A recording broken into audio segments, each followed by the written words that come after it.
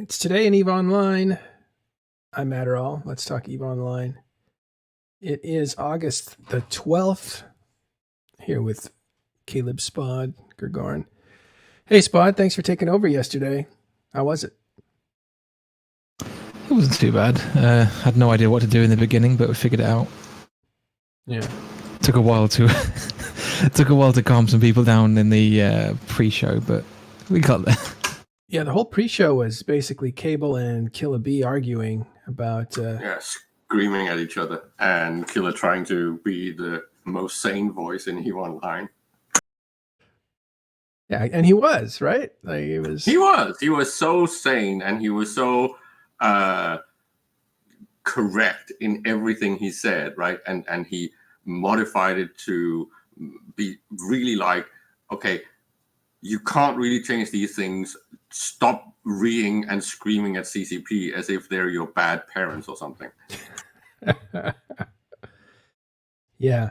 And that was something like that, I don't know, people on Reddit need to hear that talk, right? That whole half hour was, this is the wrong they should have. Well, but this is my general feeling right now about EVE Online, and it's kind of weird. You know that I'm a big fan of the Imperium and how they play EVE, and many of the personalities over there are, well, some are friends of mine and some are people that I just admire. But the point is that right now, so many of the upper voices of the allies or Pappy are so sane, and they are so moderate in everything they say that I'm becoming more and more a fan, and I almost hope that they kind of succeed. The way that Dunk Dinkle has been talking about these things, both the things coming in changes from CCP and about the war, same with Killer and Villy, and hell, even Headliner, well, even though he read a little bit, but I'm just becoming quite the fan of these people. They're not as horrible as they used to be. I don't know if Killer B was ever horrible. He did try to meme every once in a while, but in a very short time, he seems to have grown up. Completely. And he wasn't that bad to begin with. He's one of the most sane voices these days. It's almost strange, but I kind of like Killer anyways, and he's also a nice guy in real life. We met up in Amsterdam and stuff. So yeah. So what we're talking about is before the last show that Spod had to commandeer because I had to take off. We were having conversations about development, CCP, and there was some crazy stuff going on with the invasions. I think they're in like 70 systems or something. It's just really wrecking new players. So there was this visceral anger at CCP for being stupid and killing the newbies with their own AI. And that was what the discussion was about. Again, this was not recorded. So it went on for about a half hour, and we were waiting for it to finish so that Spot could actually get started talking about big news that was happening with the ex-Providence guys. So just for summary's sake, and so that people who didn't catch yesterday know what actually did happen with Red Alert.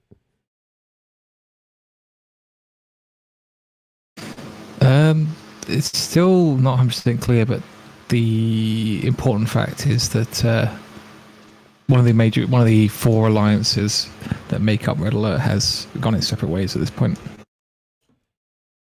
Two Maidens, One Chalice, which had their main fleet commander and a lot of their active PvPers. Yeah. So if you want to know more about that, check into yesterday's show where Spod talked with... Who did you talk with? I saw some Provi guys in here. I always get his name wrong. It's Devonzeth, I think. Mm-hmm. He's the executive of, or some... I can't remember what title he went for exactly, but essentially executive of Sorry in Advance, one of the now 3 alliances that make up Red Alert. Ooh, we have a nice surprise coming today. All right, so Red Alert. And I thought I saw Kyle Saltz in here too. Did he stick around? He was here before the show. Yeah. Goran, you both Spot, of course, Providence like your pet subject. and Gregorian as well. You're involved with a lot of the product stuff. Yeah, I'm in Wrecking Crew, and I find it a lot more interesting than Goons have been fighting PanFam and predecessors such as Band of Brothers, which is now NC Forever. That I find this smaller conflict to be more interesting than the big conflict. Even though I'm Certainly involved full in of both. drama. Yeah. Well, some of the funny comments coming back were, Gregorian, what did that one guy say? Well, I heard someone say that it sounded like Spod knew more about the conflict than Matterall does. Oh, I thought it was like, I like this host. He seems to know more than the original host. Something like that. Which I haven't seen this comment. What's that I about? love that idea. It was a comment in Wrecking Crew Discord. It's nice to have a host that knows some things, Spod. I tip my hat. But people are really harsh on you sometimes. No, it's I can, somebody comes to the show and there's this guy who's speaking fact-based, experience-based on a specific topic. It's going to stand out from, what we're doing today is like constantly searching and exploring with the audience to find out what's going on in EVE Online. But yeah. Okay. So I'm going to switch the subject now. Thanks for doing that, Spot. You should check that show out. It was yesterday's show. Today we're going to cover a lot of EVE Echoes. Maybe talk about the development process of EVE Online, not just for EVE Online, actually for other games as well, because we need to talk about EVE Echoes and what it means in this ecosystem of games and products that CCP puts out. But something happened over the weekend that was really interesting, and Caleb pointed it out to me. It was later pointed out by Ron himself, but Ron USMC, you guys should all subscribe to him on Twitch. He's the one taking you around the war, showing you stuff, drawing you diagrams. Great channel. That's RON USMC. And he had Iron Bank on. So what happened? Well, basically what happened was that, this is, maybe we take us back a little bit on the history tour with the World War B1, or as it's properly named, the Casino Wars, was funded by these bankers that had been running these casinos or lottery stuff for quite a while and made a lot of money.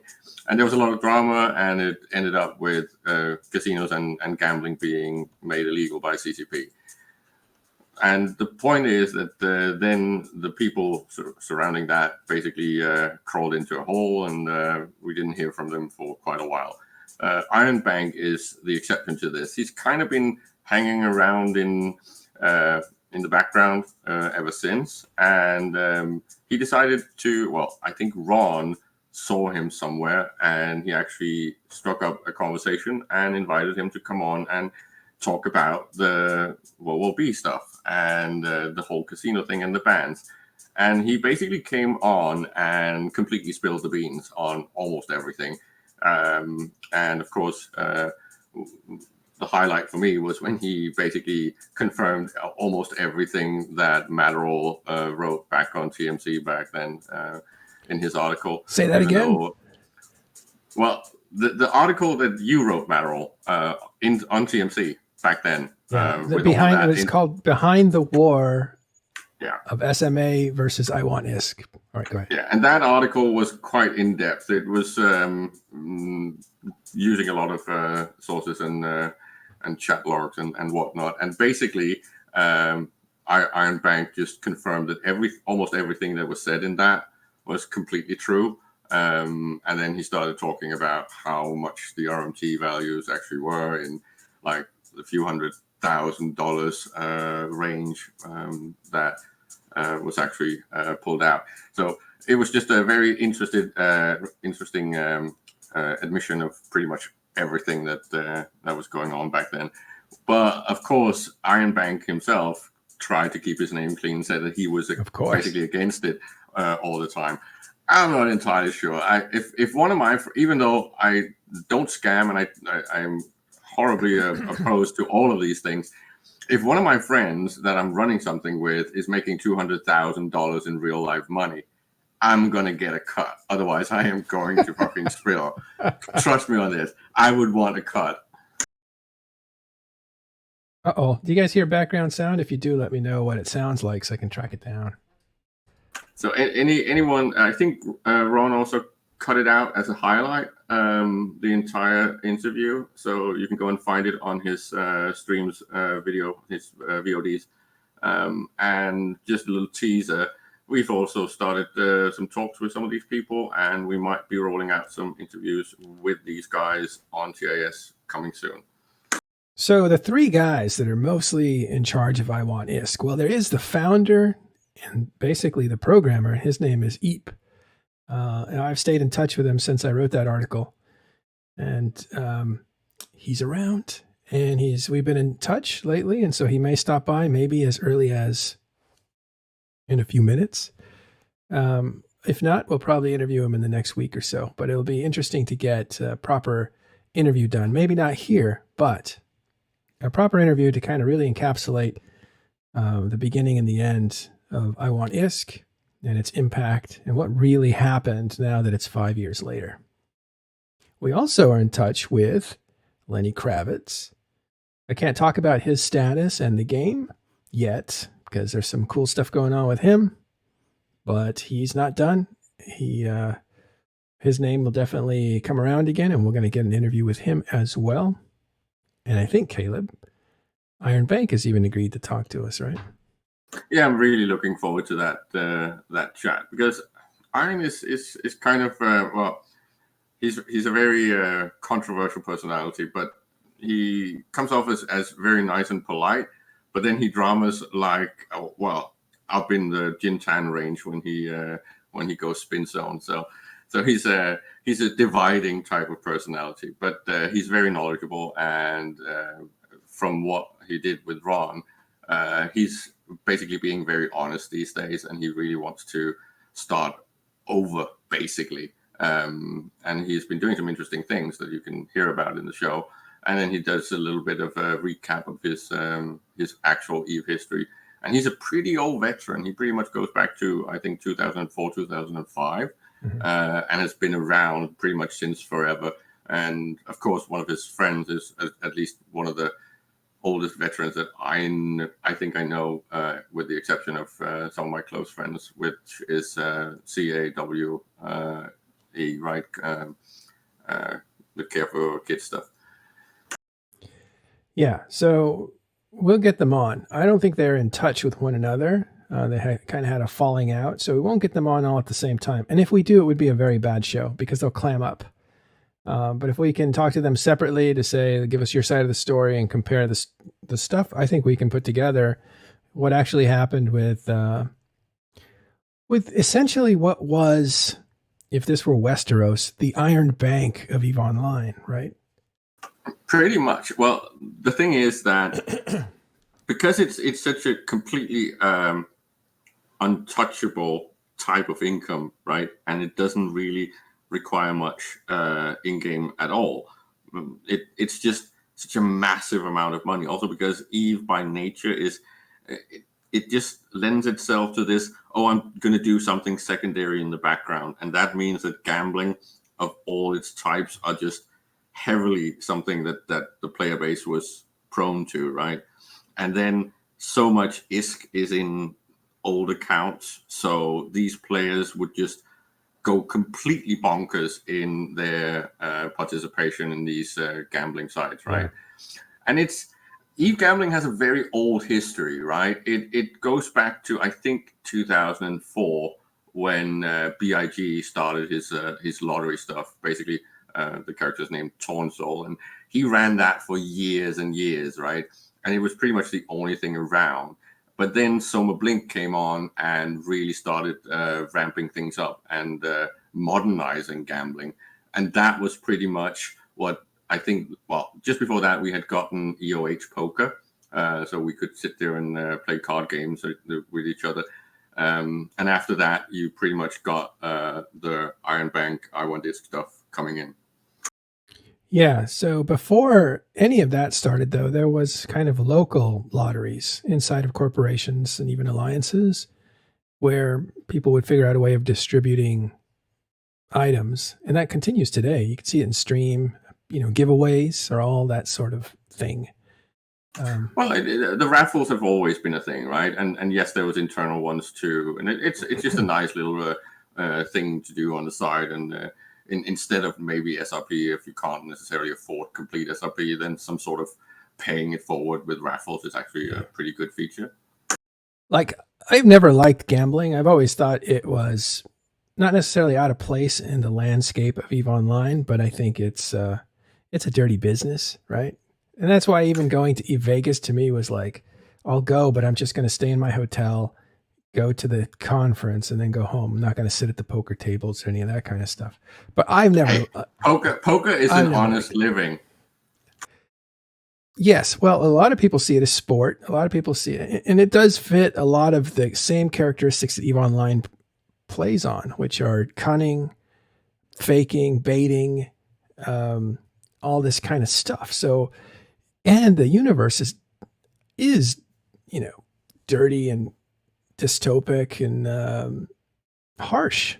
And well, the gambling thing in EVE kind of belongs in EVE. The problem was that this was RMTing and out of the whole purview of CCP. No one knows anything about how the rake was done on these gambling sites. And if you just look at some of the numbers that they're throwing around and how they did it and how they pretty much nicked everyone's deposits, it's like, okay, this is just a scam, right? And again, the amount of RMT going on pretty much completely validated all the people that was, and not just Imperium guys or goons and SMA back then, but pretty much everyone that was complaining about this thing being so rampant, right? We're talking several hundreds of thousands of dollars being RMT'd. It's not just dirty money, it's massively dirty and destructive money. Yeah. So the Iron Bank was the face of Iwan-Isk. He was the performer. He had a show, a great entertainer on Twitch, and really just a natural. Iwan-Isk's, the guy's name was Eep was his name. I think it meant little monkey or something. And he was the one that designed it and built it. Young guy. And Lenny Kravitz was actually big into Brave. And he was just a generous guy who wanted to help out, make his mark. Really likable guy that just had a ton of money, probably from his dealings with Iwan-Isk, and was able to really help Brave establish themselves. As he was like their financier, their investor. So those are the three guys. If you don't know their story, it's very interesting, but it's also semi-tragic. And I think about 5 years ago, they made a huge difference in the game, for better or worse. And CCP just completely annihilated that as an entity. Yes, they did. Of course, because this was the opportunity to do it in a way that pretty much kept their hands clean. But if you remember, a lot of drama was going on about gambling in games in general, just before they then decided, okay, we're going to pull the plug on this, because they had been running or allowing gamblings of many kinds pretty much since forever. And I also even suspect that they were hoping to bring in more, but under their control, which is kind of what the HyperNet thing is, right? Yeah, it's just done very poorly. I'm trying to figure out, now that I hit this ad raid, it wants to raid every 20 minutes. So how do I turn this off? Are you guys watching a commercial? Type in yeah, I got an ad. Yeah, well, how do I didn't turn this on and I don't want it on. Well, you done it now.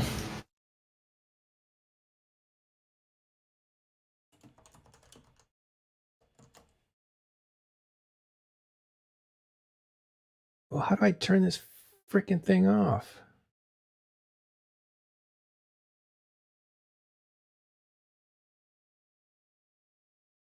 All right. Sorry about that. We're back. I don't know how that ad turned on. I guess I triggered something by testing it And still adverts 3 in a row. Oh my gosh. I think now it wants to throw an ad out every 20 minutes. So I'll try to figure out how to turn that off. That was an accident to turn it on in the first place. We don't really like ads. But anyway, I guess it's a good way to change subjects. Okay, so we'll just say that, look forward to some interviews there, mostly to get Eve history, not to really investigate or to delight over how they built something that kind of affected a game in an unfair way. I do think it's valid to just point. I think it's valid to point out that even though all the drama with all that money was created, the main thing that you should take away from this is that it started with a personal beef, and this is something that is so important in EVE Online when it comes to how to get conflicts started and how wars are actually initiated. It's so much to do with personal issues and what's going on in what you would call the upper echelons, right? So some remarks at FanFest or the wrong thing said at the CSM summit can completely either blue ball the entire universe or make it a big slugfest, and that's pretty much what you should take away from that, because it was a personal thing that started that whole thing. Yeah. Okay, I'll work on these ads. For now, we may have to put up with ads every 20 minutes, and we'll stop talking when we see them come up.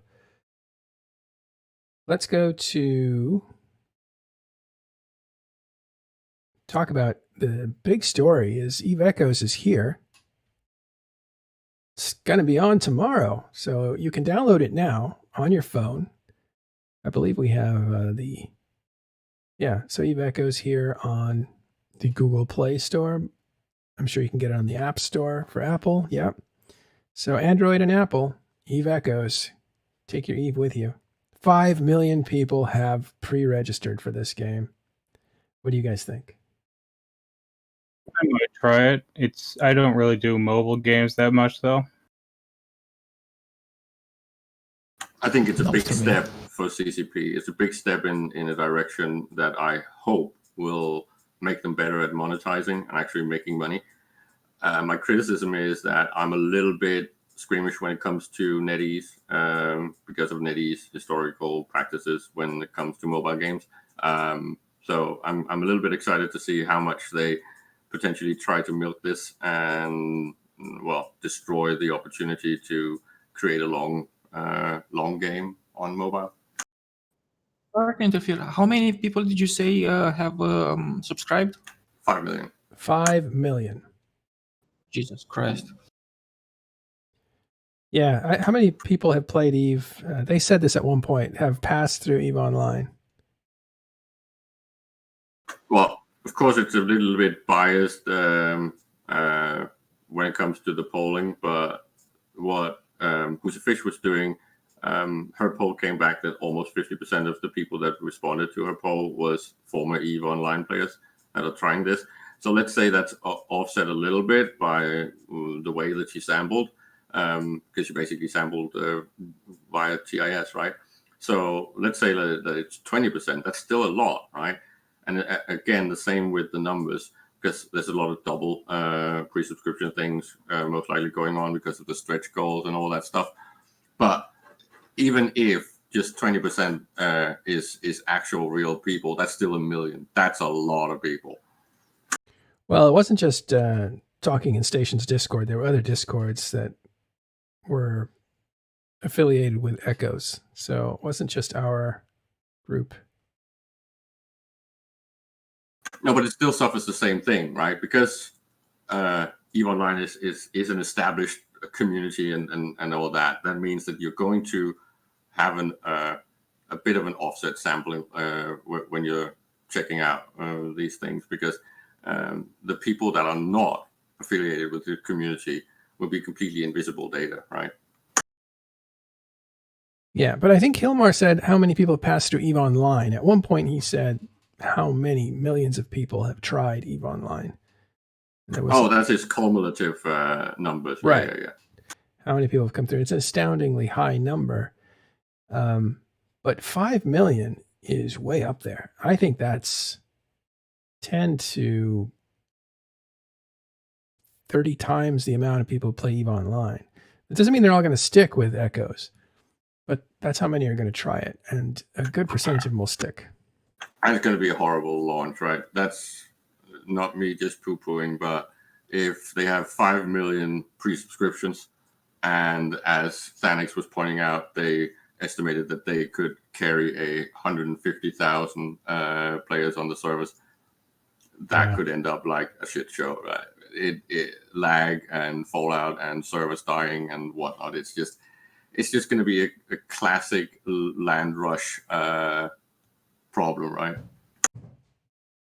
Yeah. But then again, that's almost a little bit of a feature, right? All these gold rushing people trying to get the head start and the advantage from then ramming and crashing into each other like crazy people.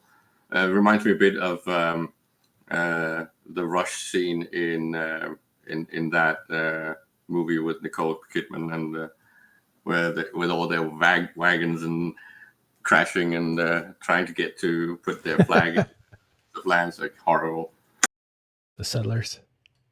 Yeah, that thing. Settlers and gold rushing is like, that's the analogy for these things.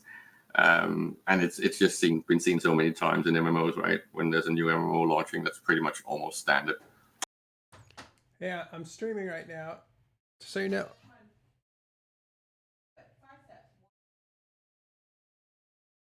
All right. Did you sign up? No. I have no interest in actually actively playing a mobile game. I'm streaming right now. So much noise. All right. Hey, background noises, authenticity, it's fine. It's good. It's content. I know, it's just a bunch of books being thrown on the floor. First day of school is it's coming quick. Oh boy. Yeah, so what's the prediction is it's going to be too many people, because 5 million is a lot of people, and their servers aren't ready. I don't think they're going to have a smooth launch, that's for sure. But it's going to be exciting, and there's a lot of interest, right? That's pretty much what those numbers are saying. It's going to be very exciting to actually see how it's developing and kind of pick it apart and do some commenting on mistakes and what was good and what was bad. I'm just hoping that some of the people that actually play on the mobile EVE will get the hitch for the real EVE on PC and then, jump onto EVE Online.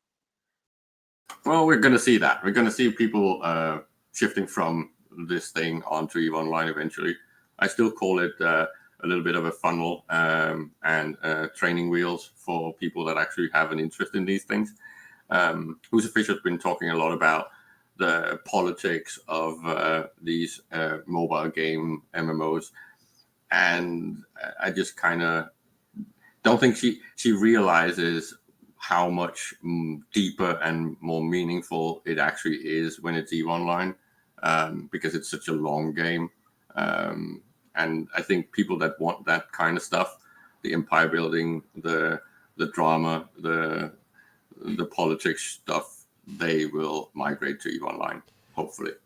The one thing that the mobile has over the actual game is the interface is really concise. Don't you dare say that.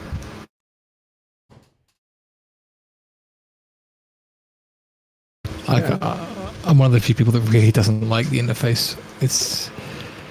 It's very you can't see a lot that's going on. I know that that's almost a negative of EVE because you've got like a million windows with 1,000 lines of text. But the Echoes one, it can be quite difficult. At least I found to find things. I tried the alpha and I tried the beta, and I won't be trying the full version. I will. Oh, I thought the PI was done better in this game. the PI mini game is really it's in that middle spot. In EVE Online, you have too much work for too little result, and in this EVE Echoes, it's very simplified. Just pick a planet and harvest. Going to trigger me to talk about PI because that would take forever. PI is cancer, and it's worse than EVE Echoes. I may go with PA. You don't like it in EVE Echoes? I thought it was a lot simpler, a lot more streamlined. Yeah, and much more AFK-ish and dumbed down, and that's really not the direction that's required to make PI good. Yeah, probably what's going to make or break this game is it has some characteristics that are very interesting. Like you may be able to live in the game more often because you're going to have it at all times, so you can check in with it whenever you want. You don't have to set aside any time. You don't have to be at your desk. So you can constantly check in on it. So there might be a lot more AFK stuff, might be more attractive in that kind of scenario. But I wonder if PvP in the game is going to make or break it. A lot of people were saying that, and I'm not sure that's true. What do you think? Well, that is really the challenge, right? So we can't really say much about that in this early stage. There's mixed information coming from the beta stuff that it's partially good, but there's some downsides, and then there's also the whole thing of scalability and latency and all that stuff. I don't know, Spot, did you manage to actually get to try some big group PvP? No, I took one look at the ship tree and said nope. It just my dislike of it is the fact that it doesn't feel like EVE to me. I think it looks like a very good game, but it doesn't feel like EVE because the way ships are tiered and the way modules even look, like the simple fact that for some reason they've changed all the icons, it's not the same game. And I like EVE. Tiers is one of the main reasons why I'm not sure I want to play it. It just doesn't seem like it's the same kind of thing that I'd want to play.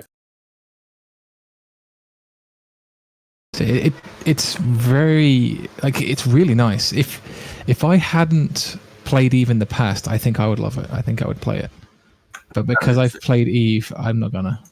And that's really its strength, right? I think I've said this before. I do think that this is potentially going to be the best game available on mobile, and as such, then it's very EVE-esque because just like EVE is the best game on PC, then this becomes just another example of that.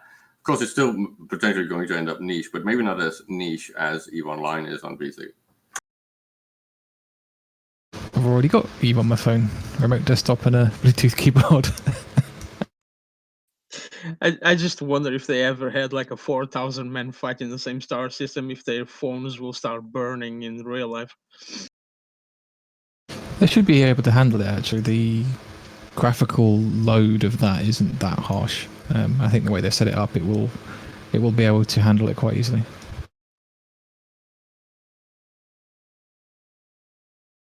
I think performance is going to be the least of their concerns when it gets to big fights. Well, and from the preliminary numbers, it looks like that's also given CCP and NetEase the opportunity to actually already expand with a new title, because it looks like they're already developing a second platform for based on New Eden, also under NetEase. You mean a mobile game? Yeah. Okay. What are they called? 4Xs? What? I'll get the data, but they are already working on a new title. Well, this leads us to the overall development path of CCP. Do we want to talk about it historically and where it's at now?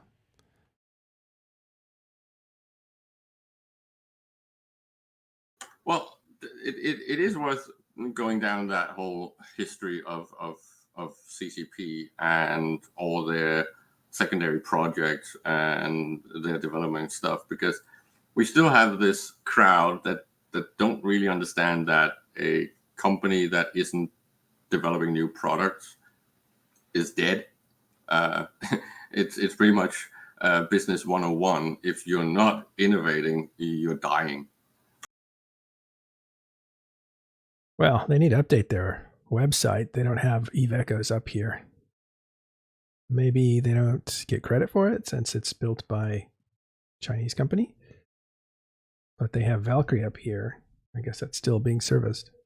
Well, that's maybe because those titles are all completely or fundamentally CCP developed products. All the other ones are, of course, still CCP brand, but it's not necessarily a CCP product. This is a NetEase product, and the other one coming out is also going to be a NetEase product. And I do think that they're going to start doing more of that. I think that's a big step in CCP's corporate development, that they are actually doing something that's almost fundamentally license based and basically sharing their big IP that is New Eden, and letting other people just get in on it. So in that, it's like a very light version of what Star Wars and Star Trek and all those similar big IPs do, right? Yeah, brand franchises, as mentioned in chat. And then this also brings on the fact that ideally CCP should get to a point where they make the majority of their money on IP licenses and on things like merchandise, right? That would be the best spot to hit for a company like CCP, because then they don't need to worry that much about whether or not their next attempt of launching a new title is going to be a massive success or not. It leaves a lot more freedom, and I don't think they're going to water down the IP like other IPs have done, simply because they do have a little bit more respect for their own IP.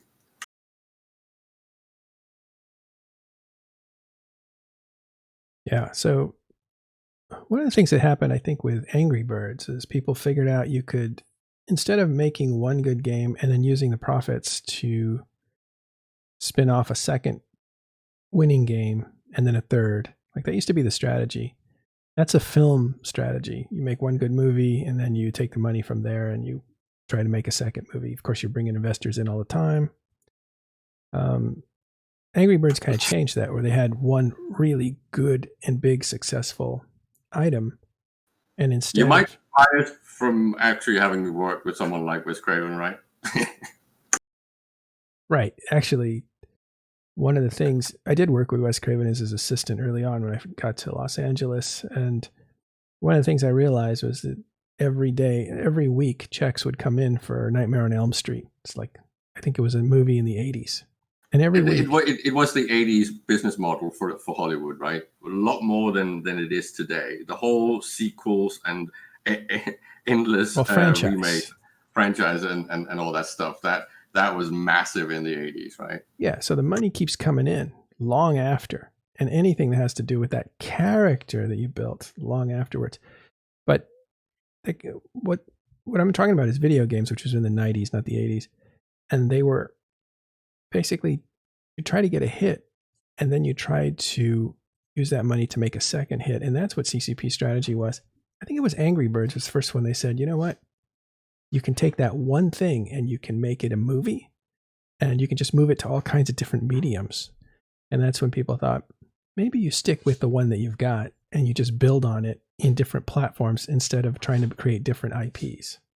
Yeah, the thing is with CCP was they suffered from premature business modeling, right? They pretty much took business models that were known and tried for a long time and tried to apply them to their business. And they usually did this too early based on the size and their growth. So that meant that they kept stumbling a lot, right? They always tried to bite over too much all at once. They wanted to do movies and TV series and all these massive expensive projects, right?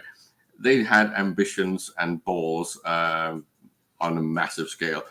It could have worked, but history shows that it kind of had too many stumbling blocks and too many things that came in and messed them up, and that's a little bit sad because they did have a good momentum and they did have the skills.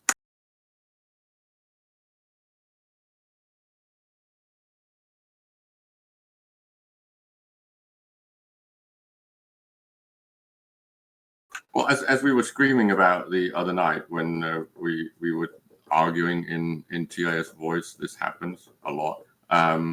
We were basically pointing out that the carbon engine that CCP tried to develop was so much ahead of its time, and it was really sad that they stumbled just before they reached the finish line, because this could have been a contender to the current Unreal and Unity fight, and then you would actually have 3 players in the game, right?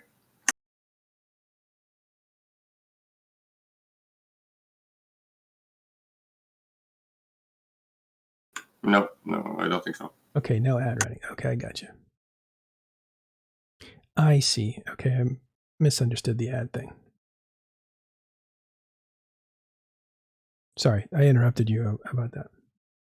No, I was just trying to trigger Spot to actually take part in this, because I think this is one of the things that always inspired me about playing EVE Online, because at least for the first 8 to 10 years, they really had a lot of courage. They had a lot of vision. They had a lot of inspiring ideas, things that made the player base dream big.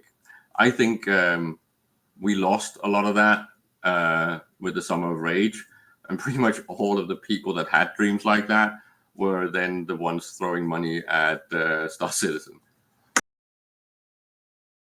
I don't take bait. The more expansive universe, basically.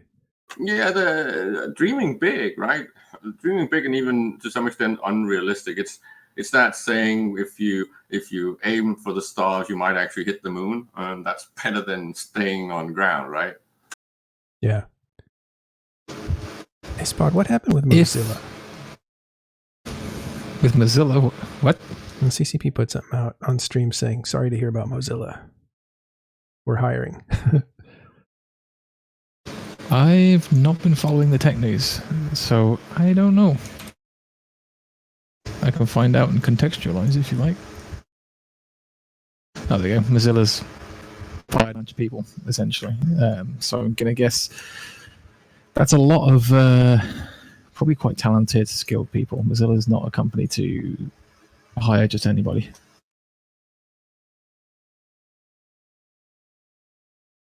So you're saying there's going to be a tech vulture fight where they are all going to see who can get the scraps? Potentially, they're going to be in demand. I mean, that's the one thing those unfortunate people that have just got sacked can rely on. They've got a damn good name in their portfolio, and people are going to want them. Check it out. They're hiring. CCP is hiring a deep and passionate producer. Well, as I've said, they've been very aggressively hiring recently. I think I've mentioned this to you a few times. They're both expanding a lot on the London thing with the new avatar-based MMO that's about to potentially get officially announced very soon. And there's also hires for, I think it's the Shanghai office stuff, where that's most likely going to be the collaboration stuff that's going to roll out things with NetEase, but it's also going to be supportive work for CCP's own titles. So there's just a lot happening in CCP since the purchase, right? They've pretty much been ramping things back up again, the way that they used to do in their early days, right? Before they face planted a little bit on some of the project they were doing, right? Valkyrie and getting in on VR, I think that was a little bit, they just barely broke even. I think they might actually have taken a little bit of a bloody nose. But it was the right thing to do. If you have the balls and the ambition, when VR was starting out, it looked as if it was about to actually be the thing and the next big thing. I know that's been a fact for pretty much all of VR history. But this time it actually did look a lot more realistic. And tech-wise, it's still pretty good. It's just, I don't think people are ready for it. and the funny videos that you can find on YouTube with people getting tangled in cables and falling on their face and smashing up their entire living room and puking their guts out. That just proves that maybe this is not really the thing.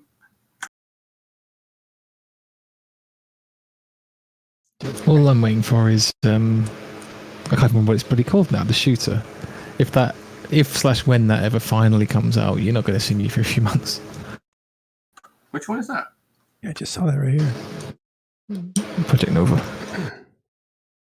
Well, did you ever see any of the reviews for the Half-Life VR thing? Because it seems like everyone agrees that they are the ones that kind of nailed it, or at least are very close to nailing the whole VR experience. I've heard nothing but like absolutely glowing reviews for it. Yeah.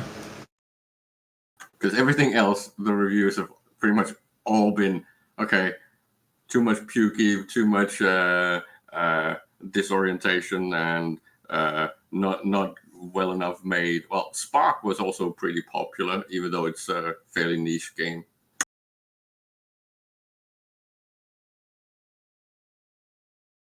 Zappy guys. Okay. Let's switch gears, talk about EVE Online, the war. You got anything else on CCP? Well, nothing except for the fact that it's definitely things are ramping up in CCP.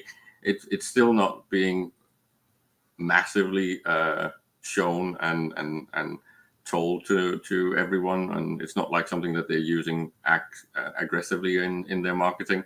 But I do think that that's going to happen from next year, because when we get the Avatar game announcement, I think you're going to see a lot of people coming back to EVE Online.